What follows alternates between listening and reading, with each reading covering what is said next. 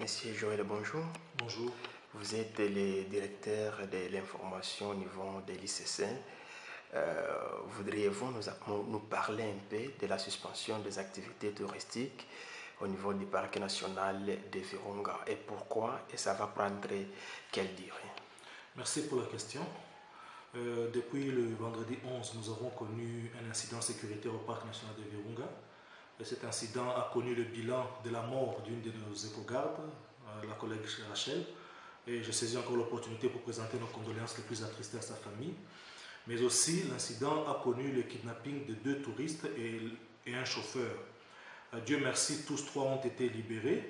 Et suite à cet incident, nous avons décidé de suspendre momentanément le tourisme, le temps de mener une enquête, mais aussi le temps de renforcer le dispositif sécuritaire pour que pareil incident ne se reproduise pas.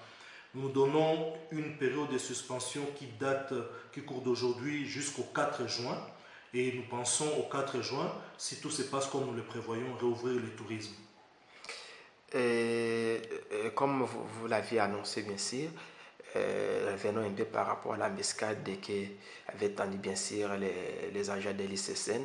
Certaines sources circulent, bien sûr l'information que l'ICCN n'arrive pas à confirmer que l'ICCN aurait versé un montant considéré comme un rançon pour obtenir la libération de ces 2 touristes britanniques. Pouvez-vous confirmer cette information? Non, j'infirme cela. Notre politique, c'est une politique de tolérance zéro face à tout acte de criminalité. Nous sommes engagés dans la lutte pour le rétablissement de l'autorité de l'État et de l'État de droit. Nous ne pouvons donc pas vouloir une chose et son contraire à la fois. Nous ne payons jamais des rançons aux ravisseurs, nous ne l'avons jamais fait et que Dieu nous en garde. Donc nous n'avons pas payé des rançons, les touristes ont été relâchés et ça n'existe pas dans notre politique. Comment les touristes ont été relâchés? Les détails sécuritaires, je ne vais pas les étaler à la place publique. Toujours est-il que les touristes ont été relâchés, nous les avons récupérés dans le parc.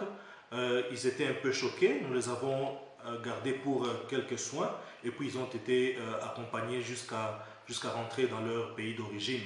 Les dispositifs sécuritaires est mis en place, les agences de sécurité collaborent et ont tous collaboré pour obtenir le dénouement de cette crise qui a entaché notre réputation, il faut le dire. Les chauffeurs et les touristes étaient braqués par les mêmes personnes?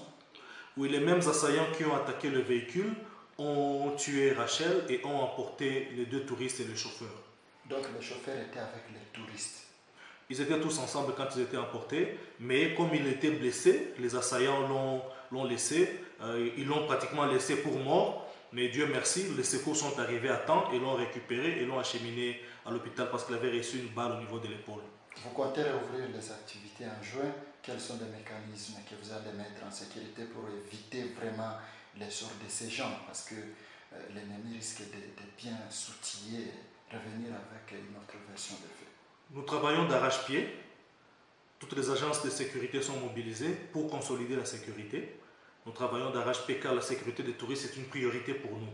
Nous ne pouvons pas marchander sur ça. C'est pourquoi nous avons même fermé le tourisme, une décision qui constitue un manque à gagner et des fois même une perte pour nos partenaires. Donc les mesures sécuritaires qui seront mises en place, je ne vais pas les étaler ici, mais soyez sûrs que si nous rouvrons le tourisme, nous aurons pris les mesures nécessaires. C'est quoi la crainte après cette fermeture? Donc la crainte de l'ICCN, c'est quoi? Au fait, nous avons la mission de valoriser les ressources du parc. Le tourisme est une des meilleures stratégies pour la valorisation des ressources du parc. Donc nous pensons que si tous nous travaillons ensemble pendant cette période qui est une période très courte, pendant cette période, si nous travaillons ensemble, d'ici le 4 juin, nous pourrons réouvrir le tourisme. Donc l'activisme des bandes armées, c'est une réalité que nous connaissons. Nous nous affrontons à cela et nous pensons que nous allons y arriver. Les Rwandais a haussé les prix dans les visites du parc, donc dans le tourisme. Les Congo essaient d'emboîter les pas. Vous ne pensez pas qu'il y aurait concurrence déloyale dans le tourisme entre la RDC et le Rwanda? Je veux d'abord dire clairement, le Rwanda est un pays souverain, il agit pour ses intérêts. Le Congo aussi est un pays souverain qui agit aussi pour ses intérêts.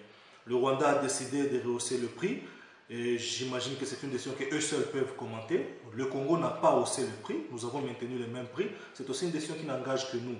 Il n'y a pas de concurrence déloyale, il y a juste une disparité de prix.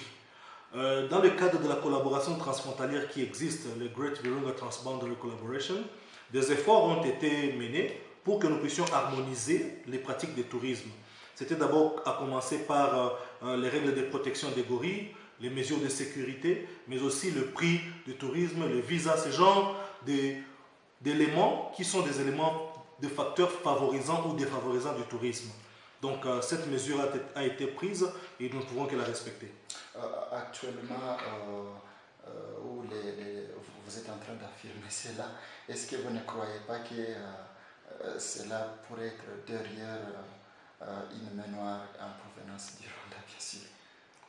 Nous ne nous lançons jamais dans des spéculations. Nous sommes une agence de l'État. Chaque fois que nous parlons sur base de faits. Donc les touristes ont été kidnappés, les enquêtes sont en cours. Je ne me lancerai dans aucune spéculation pour désigner qui que ce soit, sans preuve. Nous ne ferons jamais des accusations sans preuve. Nous n'avons aucune preuve jusqu'à ce moment parce que les enquêtes sont en cours. Combien payent les internationaux et combien payent les Congolais? Tous nos tarifs sont publiés sur le site web et les tarifs varient selon les saisons.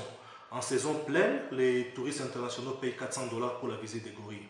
Et dans ce même angle, pendant ce temps qui y a bien sûr suspension des activités, l'ICCN va perdre combien à titre de montant pendant cette période? Difficile à dire en ce moment, parce que la fermeture d'une activité va nous occasionner non seulement des pertes, mais aussi des manques à gagner. Non seulement pour nous, mais surtout pour les tours opérateurs, nos partenaires d'affaires, mais aussi pour les petits business qui s'étaient installés autour de l'activité du tourisme. Quand un touriste vient, il ne paye pas que à l'ICCN. Il paye le visa, il paye le transport, il paye la restauration, il paye le logement, il achète quelques souvenirs. C'est toute cette filière-là qui sera impactée par la fermeture. Donc c'est difficile en ce moment de dire que va représenter ce manque à gagner, mais c'est sûr qu'il va se chiffrer en millions. Dans la même question de l'attaque, on a été sur terrain. On a vu, nous sommes arrivés sur les lieux là où s'est passée l'attaque. C'était juste à quelques mètres de la base des FARDC, mais on a compris que les éléments, bien sûr, des FARDC n'ont pas pu intervenir pour essayer un peu de poursuivre les ravisseurs. Comment expliquer ou bien comment vous, au niveau de l'ICCN, vous aviez digéré cette information pendant que l'attaque s'était passée juste à quelques mètres de la base des FARDC? Bon, vous savez, la pratique militaire est différente de la pratique civile. Courir après un voleur, c'est différent de courir après quelqu'un qui tire. Donc ça ne se fait pas comme ça où on entend un coup de feu et on court là-bas. Donc quand l'incident s'est produit, quelques minutes après, nos véhicules sont arrivés sur les lieux et ensemble avec les quelques éléments FARDC qui étaient sur place, nous sommes lancés à la poursuite des assaillants. Mais quand nous avons réalisé qu'ils avaient des touristes avec eux, nous avons stoppé les poursuites. Donc pour la vie des touristes, pour l'intérêt de préserver la vie des touristes, il ne fallait pas harceler les ravisseurs, sinon ils pouvaient réagir sous la panique et peut-être même, qui sait, peut-être même tuer les touristes. C'est ainsi que nous avons stoppé et nous sommes revenus. Mais quand nous avons déployé les effectifs, nous l'avons fait avec les FARDC. Parce que certaines sources révèlent que même les FARDC auraient désorienté les agents de l'ICCN qui ont venu en secours. Est-ce qu'il n'y a pas une complicité dans ces dossiers? Je ne peux pas confirmer cela. Ce sont des supputations, ce sont des spéculations. Comme je l'ai dit tantôt, nous sommes une agence qui ne se base que sur les faits. Toute notre communication ne se base que sur les faits.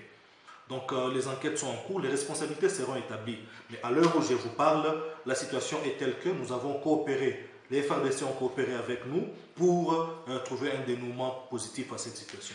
L'actualité l'oblige, après Soko, une autre entreprise devrait s'installer à Virunga. C'est quoi la réaction de l'ICCN? Nous avons reçu mandat de préserver un patrimoine sur lequel des textes de loi s'appliquent. Et ces textes de loi définissent les activités qui sont compatibles et incompatibles avec ce mandat-là. Il s'est fait malheureusement ou heureusement que l'activité d'exploration et d'exploitation est incompatible avec cette activité. Donc, en exécution de ces mandats, nous ne pouvons que condamner cette licence et nous restons sur le terrain de la loi. Nous gardons pour nous la légalité qui est celle de préserver et conserver le parc national de Virunga. Voilà notre position. Merci Joël, nous vous remercions.